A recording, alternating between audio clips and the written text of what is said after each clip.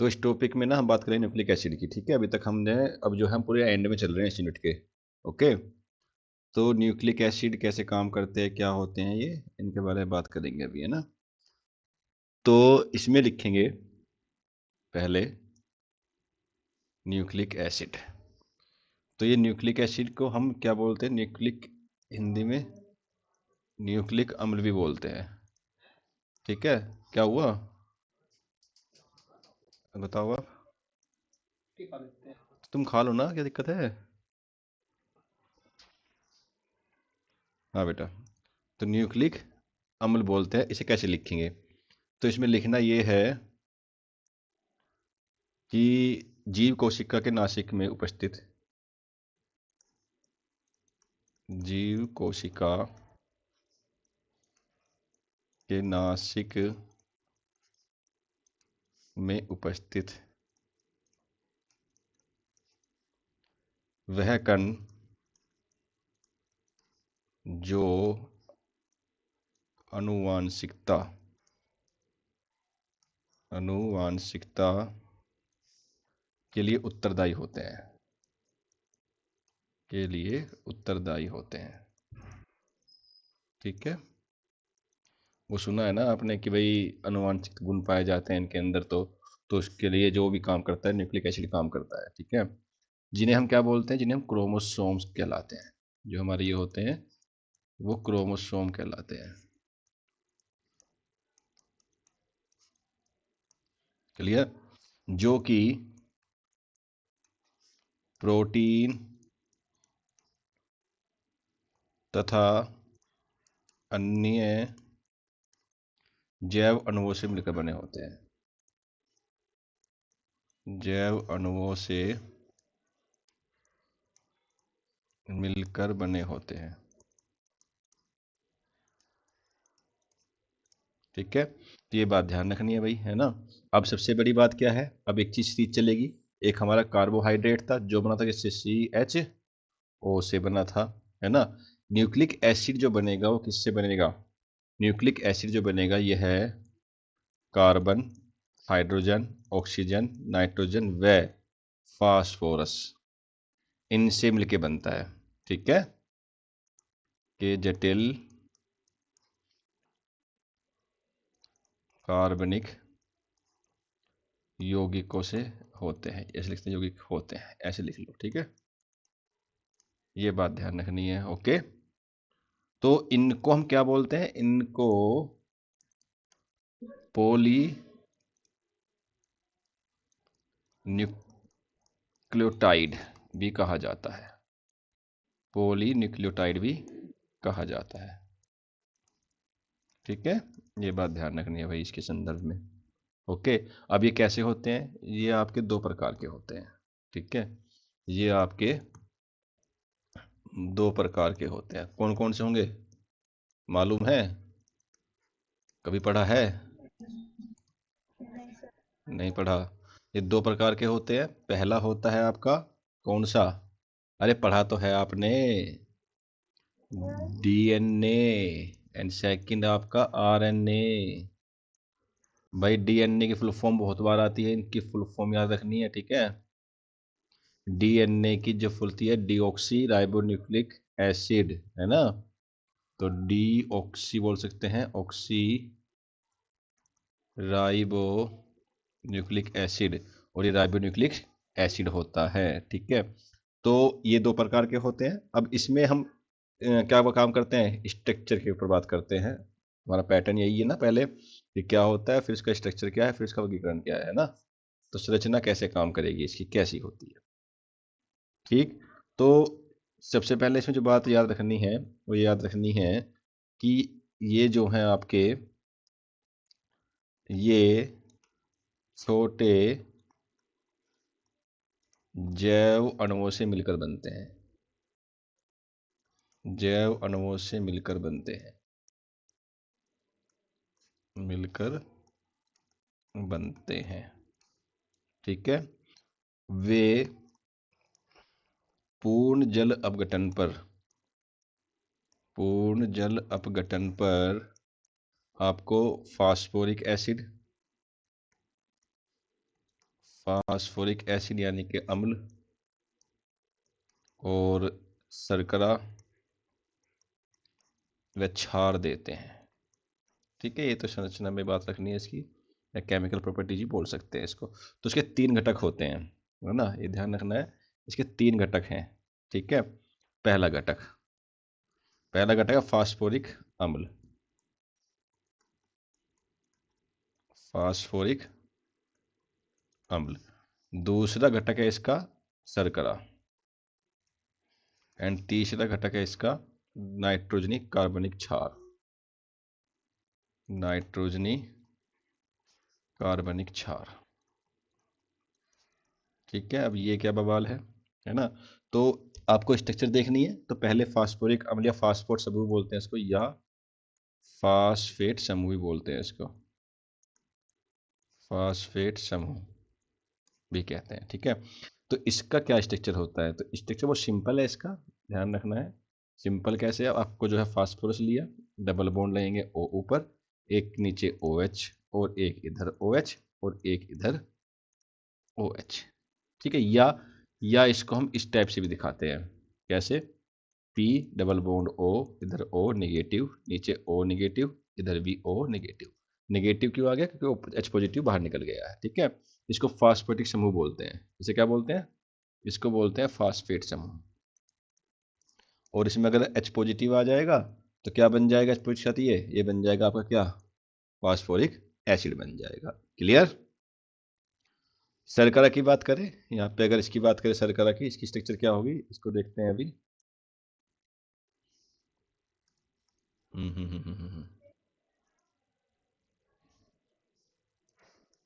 ठीक है, शर्करा की बात करें तो इसकी क्या बात होगी, ये देख लेते हैं अभी।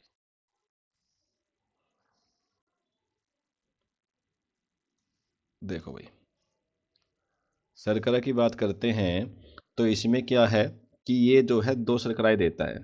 ठीक है, एक तो देगा डी राइबोस, अरे कौन आया भाई, अच्छा संजू, निशांत, हाँ।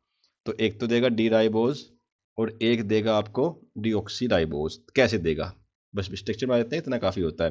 तो जो डी राइबोस आपका है, डी राइबोस की स्ट्रक्चर कुछ इस टाइप की होगी, कैसे, वो यहाँ लिखो, इससे एच बॉन्ड बनाओ, इधर बनाओ, इधर, ऐसे, ऐसे, ऐसे मिला दो। ठीक है, एक यहाँ पे, एक यहाँ पे, एक यहाँ पे ओ OH रहेगा, और एक बॉन्ड यहाँ पे रहेगा, यहाँ पे एच, ओ OH जुड़ेगा, यहाँ पे एच, और आपका ओ एच H2C जुड़ेगा, और यहाँ पे ओ OH और एक एच रहेगा। इस स्ट्रक्चर को बोलते हैं आपकी डी राइबोस। क्या बोलते हैं, डी राइबोस ना। ऐसे नाइट्रोजन जो आपका ये है, जो आपका एक दूसरी स्ट्रक्चर होती है, वो कैसी बनेगी, डीऑक्सी राइबोस, डीऑक्सी राइबोस। तो उसमें क्या होगा, उसमें भी सेम ऐसे ही बनाओगे आप, कैसे, देखो, इसमें आप सेम बनाओ ये, ठीक है, और ये मिला दो, एक यहाँ पे, एक यहाँ पे, एक ऐसे, ऐसे ऐसे भी छोड़ सकते हैं इसको, है ना, ये ओ OH, ये H, ये आपका H, यहाँ पे H, यहाँ पे ओ OH, और यहाँ पे H, और यहाँ पे आगे H2COH, ऐसे बना सकते हैं। इसको बोलते हैं डीऑक्सी राइबोस। इतना अंतर है बस। ठीक है, राइबो, डीऑक्सी, हाँ डीऑक्सी लिखेंगे, डीऑक्सी राइबोस। ठीक है, एक जो आपका मेन है इसमें, जो आपका ये है नाइट्रोजन युक्त क्षार जो है, कार्बनिक क्षार है, ये आपका 2 प्रकार का हो जाता है। ठीक है, एक हो जाता है आपका पहला प्यूरीन, ये हो जाता है आपका प्यूरीन, और एक हो जाता है आपका पिरामिडीन, या पिरीमिडीन बोल सकते हैं, पिरामिडीन। ठीक है, और प्यूरीन भी आपका कैसे है, आपके 2 हिस्सों में बन जाता है। एक बन जाता है आपका एडेनिन, और एक बन जाता है आपका गुआनीन। ठीक है, और ऐसे ही आपका जो पिरामिडीन है, ये आपका 3 हिस्सों में बन जाता है, 3 टाइप में बन जाता है, 3 हिस्सों में। एक आपका बन जाता है यूरेसिल, और एक आपका बन जाता है थाइमीन, और एक आपका बन जाता है साइटोसिन। ठीक है, इतनी काम कर लेंगे। क्योंकि अब इन सब के स्ट्रक्चर में एक ही उस पर बना दूंगा, एक स्क्रीन पे। ठीक है, यहाँ तक कोई समस्या? ओके निशांत।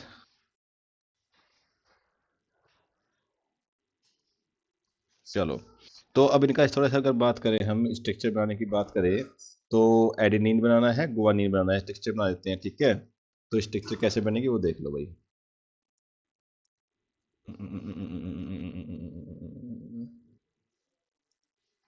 देखो, तो सबसे पहले आप बेंजीन स्ट्रक्चर का टाइप कुछ बनाइए ऐसे। ठीक है, इसमें यहाँ पे n यहाँ पे जोड़े, यहाँ पे लिखें n, यहाँ पे लिखें n, इसको ऐसे जोड़ दो ये। ठीक है, यहाँ पे H जुड़ गया, यहाँ डबल बॉन्ड जुड़ गया इसका, यहाँ से जुड़ गया NH2, यहाँ डबल बॉन्ड आ गया, यहाँ पे बीच में मैं यहाँ डाल देता हूँ n, यहाँ पे n है, यहाँ डबल बॉन्ड है, और यहाँ पे भी आपका n है। इसको बोलते हैं एडिनिन, एडिनिन। ठीक है, या 6 एमिनो प्यूरिन, 6 एमिनो प्यूरिन। ठीक है, दूसरा है गुआनिन। तो गुआनिन को कैसे बनाएंगे? गुआनिन को कुछ टाइप से बनाएंगे, एक बेंजीन टाइप बनाओ।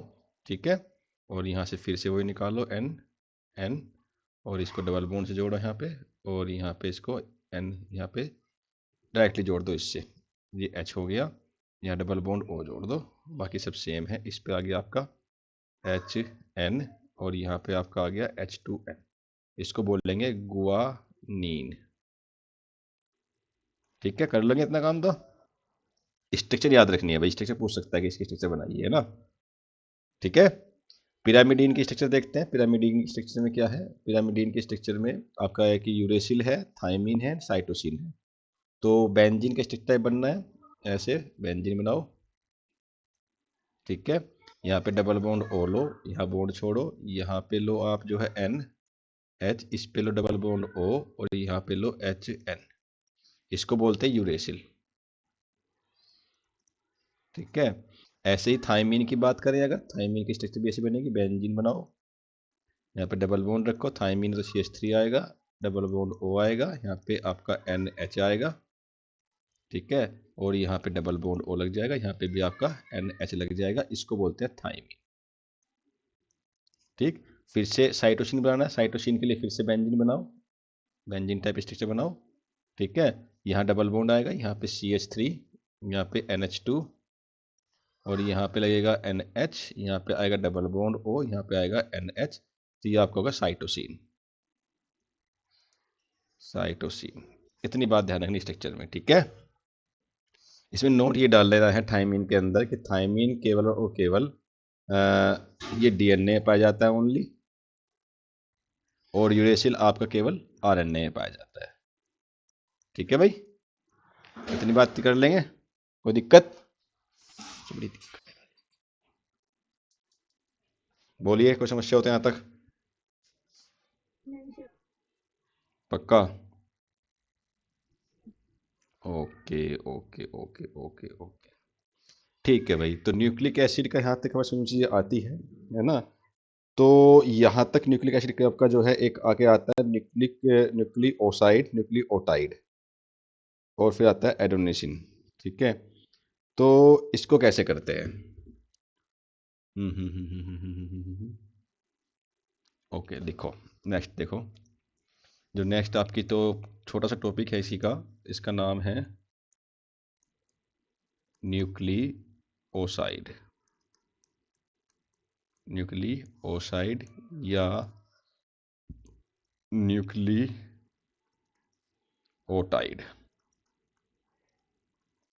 न्यूक्लियोसाइड या न्यूक्लियोटाइड।